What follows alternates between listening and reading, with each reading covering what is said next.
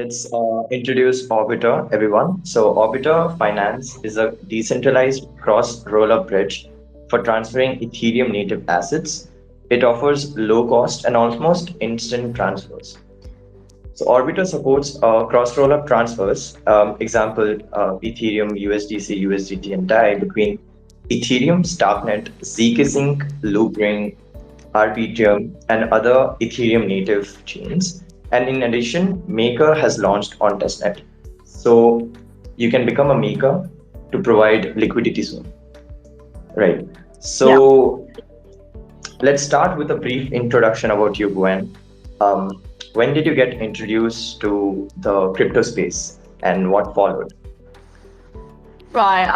So for my academic background, actually, I wasn't in this territory at all because I was a translation major before. But that was like an interesting story. I jumped into the Web3 or the crypto world actually because one of the session I had, and it was all about the technology behind the blockchain, the technology, about all the smart contracts. So I just found it, oh yeah, that was quite interesting and intriguing. So I just dived into this space ever since. So for my experience in the crypto world, actually, I had product and marketing experience in the digital assets management company before. And now I am a marketing manager in Orbiter Finance, and I have been with Orbiter for a year. So yeah, I just feel like I have passion in this industry, and let's see what will happen in the future. Great. Let's deep dive a bit around Orbiter because we lost already some time. So Gwen, can you tell us what was the point where you decided to start building Orbiter? What is the problem that Orbiter Finance is solving? If you can break it down in simple terms, so it will be, understandable from everyone, it will be better. Yeah, sure. We all know that Orbiter is a cross-rollup bridge, and we all know that the blockchains, they're all independent and functioning as a cross-rollup bridge. Actually, kind of break down this kind of obstacles, and we connect all this kind of independent blockchains and enables the all different kinds of transactions of no matter it's for assets or data or information in a really efficient way. So we actually allow users to access all different kinds of protocols in all different kinds of blockchains or environments easily. So that's the main problem that we are working on at the moment. And also for the development of our technology, of actually make it possible for everyone to interoperate between different kinds of blockchains. So that's just, I would say, the problem that we're working on. Okay, so to put it more simply, you are solving a problem in regards of transferring assets between blockchains, correct? Not only just assets, but data and information as well. So all kinds of transactions. Great. Okay, so we already said some terms like cross-rollup transfers. What is cross-rollup transfers?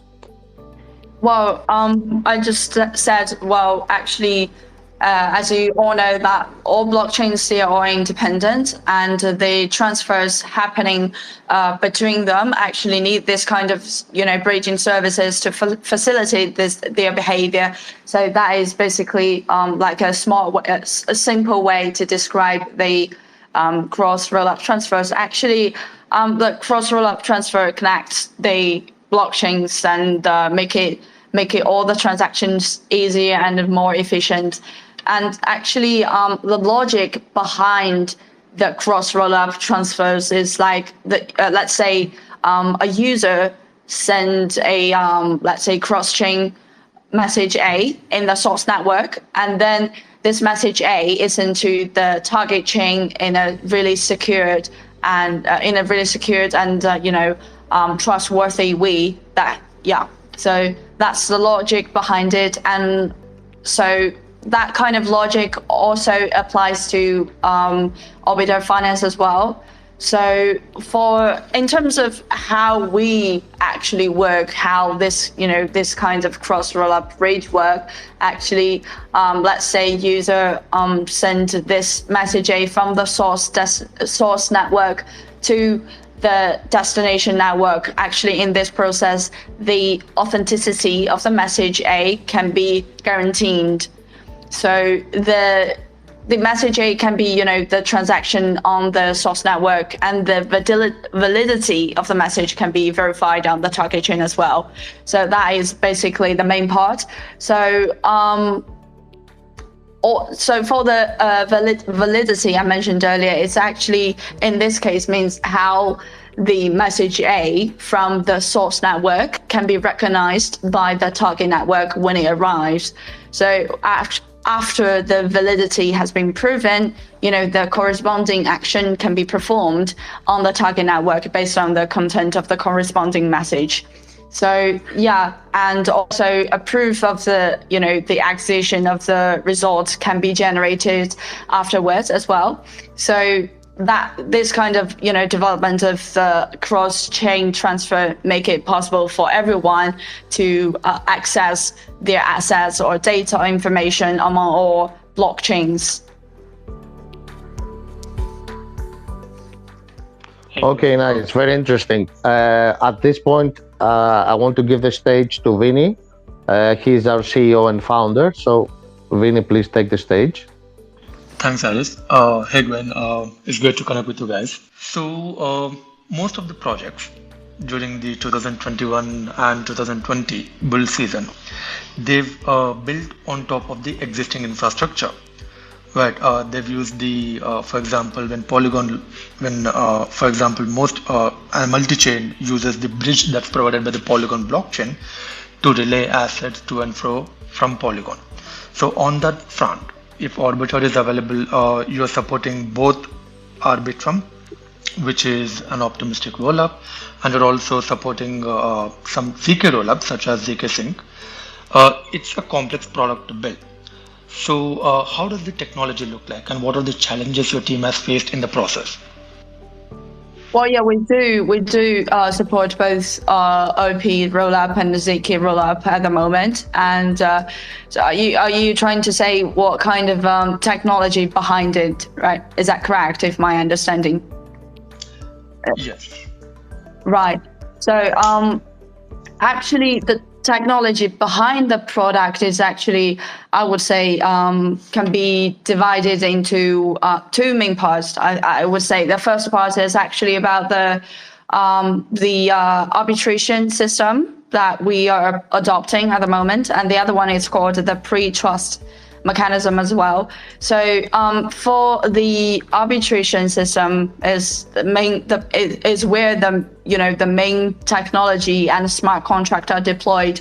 So to put it simple, the arbitration system is actually an appealing system within our Orbiter Finance system, where senders are able to namely the users, so they are able to trace or file complaints about the transaction disorders when they do not receive the assets within a reasonable time frame. So that is, let's say, if a sender or a user, they haven't got the amount of the assets on the destination network within like 24 or 7 days. So then they have the right, or they're illegible to file a appealing case within the system. So actually, 3 contracts are deployed in the network to validate the transaction and the arbitration that will be going on. So one is called MDC, and the other one is EBC, and another one is called SPV. So for the definition of them respectively, actually the first one, MDC, is about the maker deposit contract.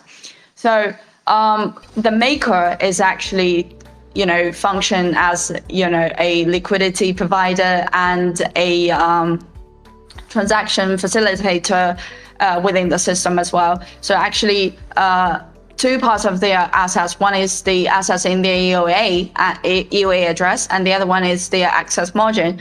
So for the other part of the access margin, actually, the MDC contract holds the margin and makes the holds the margin, the maker's deposit, and then handles the send back compensation for senders if there is one. So for the second one, EBC contract is event binding contract, is actually to verify the correspondence between the the source and the target transactions. And the SPV, we all know, is a simplified payment verification. It's used to confirm the existence and authenticity of a transaction. So that's how we actually adopted all this kind of smart contract and technology within the system, and that's how we function the product in a really secured way. So for the other mechanism called pre-trust system, actually we let's say we acknowledge that the maker would conduct the transaction, would help the sender to conduct the transaction in a really 100% guaranteed secured way, or in a really in a way that won't be happening any misbehavior. So that's called a pre-trust. That namely means we acknowledge makers won't take the assets that sender is making on the during the process. So that's basically how we operate our product. That's a very thorough explanation. Vinny, I think you are complete in what you asked. You want to elaborate more? No, that's actually a pretty informative explanation, Gwen. For our listeners today, would you mind giving a simpler competitive difference or competitive merits of Orbiter over the existing solutions, be it multi-chain or sockets, etc.? You mean to elaborate our pros and cons compared to some other competitors? Is that right? Yes. Oh, cool. Yeah, we do have loads of promising and competitive competitors at the moment. So yeah, but compared to the competitors in the market at this time, actually, Orbiter is quite different because we support the EVM compatible and non-compatible chain at the moment. And then we also support some specific rollup solutions like DYDX and loopring as well. And for more, probably in the future, like more EVM rollups will coming up, and probably the rollup solutions might not be the our biggest strength, but we would still, keep our compatibility going on. That's for sure. And another thing for the strengths we are actually having is actually the liquidity is totally supported in a really decentralized way. That means actually no minting or locking assets is happening or is necessary during the whole process. And for another advantages we're having, let's say, as for the market makers in our system, actually the assets utilization ratio of the maker themselves is actually relatively higher than any other competitors. So that's how we stay competitive as always. So yeah, and for the product or the service, our service, is quite cheap and secured, as well as it's instant as well. So the transaction happening on our bridge actually can be done within 10 to 30 seconds per transaction. And for the other, the security and the cheaper gas fee, as I mentioned, that security is definitely rely on the roll-up solution because we are cross-rollup bridge. So we actually inherit the security of the roll-up and the mainnet as well. So actually senders don't actually have to worry about the security due to the trades of roll-up and the arbitration system as well. So that's how we are quite confident with our service and product. All right, great. And since we are in the technical field, can you elaborate a bit more on the time to finality? So how much time does it take for a transaction to be settled on the destination layer? It happened within 10 to 30 seconds per transaction. Okay, that's quite low. And do you think that regarding to this, a major add-on to achieving this is the roll-up layer 2 solution? Yeah, definitely. Actually, it's not about our preference. It's not about our like which one is our favorite. I think roll-up solution is definitely widely acknowledged by the trends, by the current development within this ecosystem, because I think they're quite popular among all the the expert developers. So that is probably one of the reasons why we choose to go with roll-up solutions. And the other one is actually as you can see, let's say put it in a wider picture. Actually, we can see that the layer 2 is actually thriving because of mostly because of the roll-up solutions. Probably we do believe that in the future we have better solutions, but we would follow up the trend and let's see where the trend lead us to, and we will definitely advance our technology and especially the smart contract for sure to keep up with the trend and always to function as a better infrastructure within this ecosystem. Yes, nice. So can you elaborate on the state of your product? Where are you now? What are the immediate goals, challenges, and what have you achieved as milestones until now?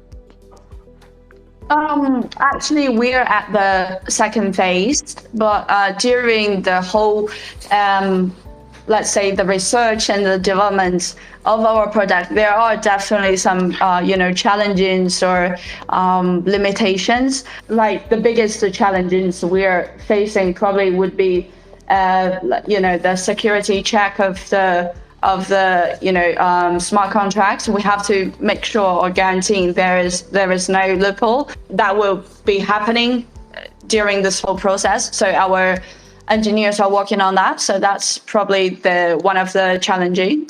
And another one would be, this whole environment is quite dynamic, and all kinds of chains have their own unique treat.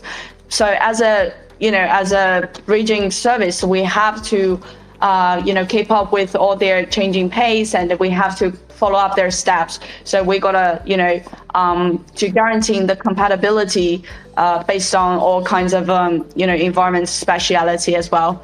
And for the progress we are having now, as I said, we're in a second phase. So for the highlight of the second phase, actually, we are working on Zkey aggregated middle layer. So it's actually to aggregate transactions from different rollups and then generate new Zkey proofs, which will be validated on the mainnet. So during this whole process, actually, transactions can be divided into two parts. And the first part is actually about the Zkey proofs that generated in the rollup environment, and then the aggregation of this Zkey proofs will be conducted off chain, and then upload the new Zkey piece to the mainnet. Yeah, and another part of the transaction is user transaction. Actually, transaction processed by the Zkey aggregator actually will generate a aggregated signature, and then again generate the Zkey piece and then upload to the mainnet again. So by doing this, our main goal or aim for doing that is actually to reduce the gas fee and the time that would be happening during the whole transaction, because by doing so we won't we won't generate the signature over and over again, because we aggregate all things in one go, and so that actually reduce the gas fee a lot. And then by doing that, actually we can improve the efficiency in the ecosystem as well, and then optimize the TPS in the Ethereum, and then further accelerate the application of the DeFi. Yes, got it. All right. So when we are talking about transferring assets, it immediately comes to mind the opportunity for arbitrage. So is the arbitration system live on Orbiter now? Oh, yeah. Yeah, it is. And regarding the transaction settlement time, it's, like you said, 10 to 20 seconds? Yeah, 10 to 30 seconds. All right. So if when someone comes to your platform, we see that there are certain assets until now. So as we said, ETH, USDC, USDT, and DAI. Is there a reason that you chose these particular assets? What's the thought behind it? And are you considering expanding the asset palette in the future? Yeah, actually, it's like the other question. It's not the things we're actually doing now is actually it's not actually based on our own preference. I think it's chosen by the public, by the community, and the ecosystem as well. So we probably will, expanding the asset palettes based on the market needs in the future, if there is one. So we can see ourselves to have more different kinds of tokens if the market needs are thriving or blooming.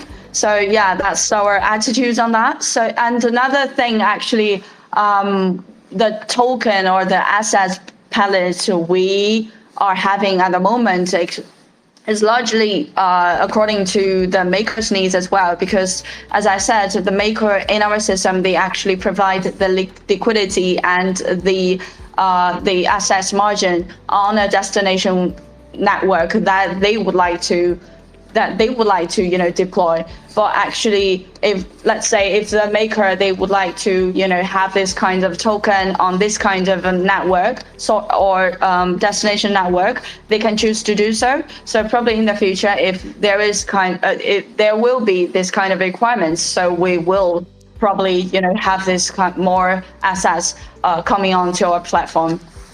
Great. So, if I understood correctly, is all or most of your decisions are DAO based, correct? What Yeah. people vote. Okay. So it doesn't have to do with the liquidity behind each asset. No, it has nothing to do with that. All right. Okay. Coming to a hot topic in regards to any project, either it is infrastructure or anything else around DeFi, which is security. Okay, Mhm. we have seen a lot of breaches and hacks in similar projects to yours. No need to mention names, but also in DeFi projects themselves. So, are you audited? And generally, what are the measures that you have taken in order to reach the highest possible level of security when transferring assets from one chain to another? We are not audited at the moment, and so for the security, I think I've already covered most of it. The main, the traits of the security we actually are having is benefiting from the rollup. That's for sure, because rollup inherits the security of the mainnet as well, because all the transactions that will be happening on on a rollup solution, actually they perform this kind of transaction acquisition outside the layer one, and then the data would be posted to the layer one where the consensus is reached. So for the transaction data is included in layer one blocks, that just actually allows the rollups to be secured by the native Ethereum. So that's the first thing that we don't actually have to worry that much about the security. The other one is the mechanism we are having. One is the pre-trust, and the other one is arbitration. So I think most of the security traits we have covered already. Well, for the, if you would like to know more about how the arbitration system works, actually, let's say once the sender, they issue the case within the system, the maker, they can choose to either respond to the case or not. Once the maker receive the arbitration system, if they want to respond to it, they have to provide the correspondent proof to within the system. But if they fail to do so, as I said, part of their access margin will be deducted. So it's not worthy for a maker who is attempted to do some misbehavior.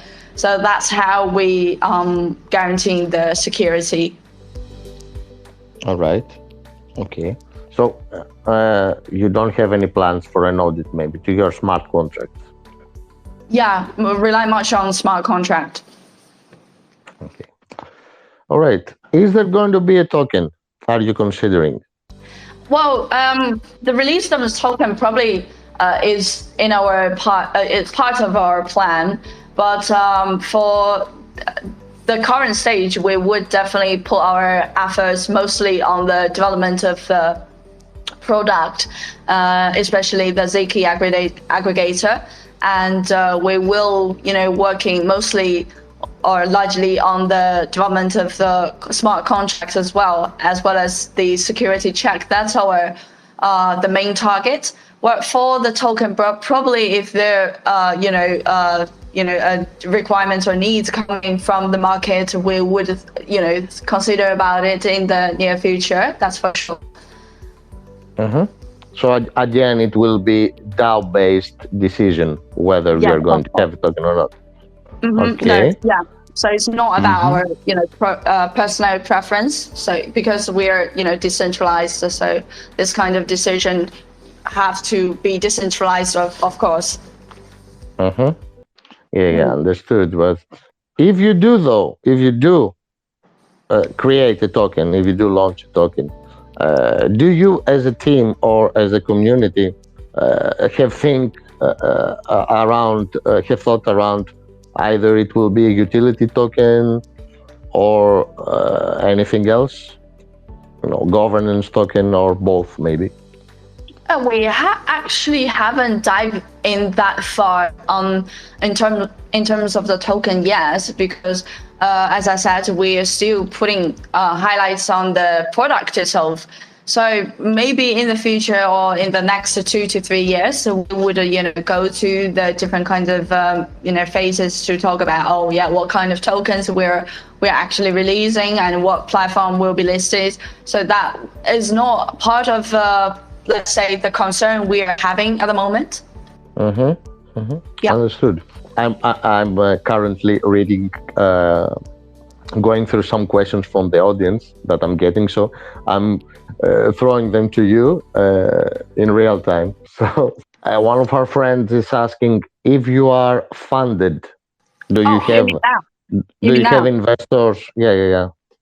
Yeah, we do. We do have some promising and good investors for the last phase, and now we're in a new round. So yeah, we welcome all these kinds of investors or better or good opportunities with open arms. So in the year ahead, we definitely would love to extend our business skills and put more efforts on the technology advancements as well. So yeah.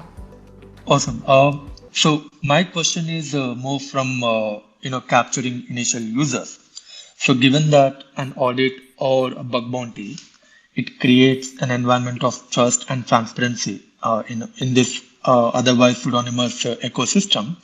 How does Orbiter plan to navigate through users' initial inhibitions with regards to whether or not they should try your product or whether or not Orbiter is reliable? For the user acquisition. Yes. Would you clarify user acquisition for me, please? How are you getting your users to try out your product? How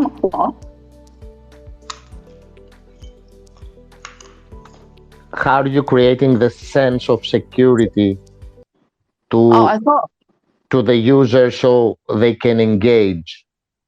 Oh yeah, I thought we've already covered the security bit, like how we can be so confident in the security trait.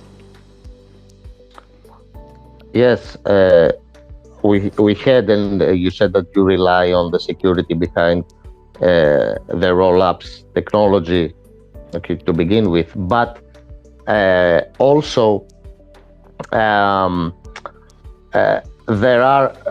That's why we know in order for the projects to have their smart contracts themselves checked, they launch bug bounties, so developers from all over the world can engage and maybe find some small or bigger bugs and get rewarded. So this is kind of a way to level up your security trust and also get deeper knowledge to things that you have not seen maybe in your smart contract. So I think that Vinny asks around that. So are you willing or considering doing bug bounties, if not audits? Yeah. As I said, we open with all kinds of promising solutions or kinds of promising protocols with open arms. So that's definitely for sure. If there is definitely like a good development for either for us and for the ecosystem. Okay, great. So as we have a little more time until Twitter Spaces closes this session, this is a time for our audience to step up and take the stage if they want to ask anything. So, guys, please raise your hands and we will offer you the microphone. Don't be shy. Don't think if it's going to be something correct or not. Just share your thoughts. And if you have a question for Gwen, Yeah, that would be great. And I don't think I can see the content or the questions on my end. It would be great if you can read them out loud for me. If that, yeah, perfect. Thank you. Yeah, at the moment, no one has requested to speak. So probably we can wait for another 30 seconds to a minute. Hey guys, we have Uh, speaker request. Yeah, my question is carry on. Carry on. my question is, do you have any plan to integrate projects like Avalanche, Aptos into your bridge so that one can easily move asset between Avalanche and the Aptos and other blockchain and platform? That's my question. Oh yeah, we do definitely looking forward to this kind of collaborations or integrations. All right. Okay, that's all for now. Thank you. No worries. all right. I don't see anyone. Ayushman, if you see anyone, please grant them access or we can wrap this up. Frequently to interact with the communities, discuss their update. But Orbital Finance barely do that. So except for now that you guys just organize this community, Ama to speak here with the community. So does Orbital have plans in the future to host Amas frequently and host some activities like where people will interact with the bridge and claim NFTs, making the project very lively? That's my question. Oh yeah. Yeah, so for the AMAs, we that's definitely part of our marketing and branding outlook as well. So yeah, we will put more efforts on hosting this kind of events within the community and the social platforms.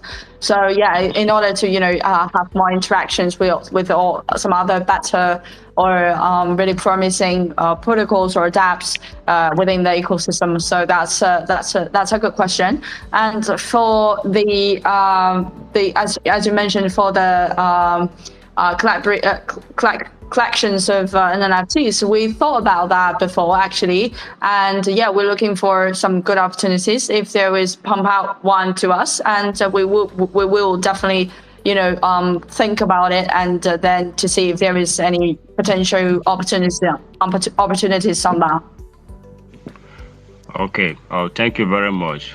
Thank you. No worries.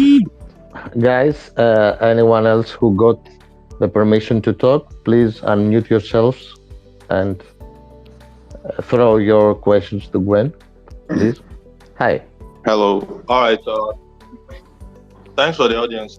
So from the AMA, I could learn that token generation, that's a long-term goal. Okay, but there's this idea flying on Twitter that participating in testnet transaction can guarantee you for a possible token. So I would like for Gwen to clarify and put more light on that. Do you see it as some kind of criteria in the future, participating in testnet transactions? For the testnet transactions, you say? Exactly. Would it be okay for you to clarify? You mean, will we, in the short term, to generate some tokens on the testnet? Are you trying to say that? There's this idea of an airdrop. If you participate in the testnet transaction, you're going to be eligible for the airdrop. So it would be good if you can clarify on that.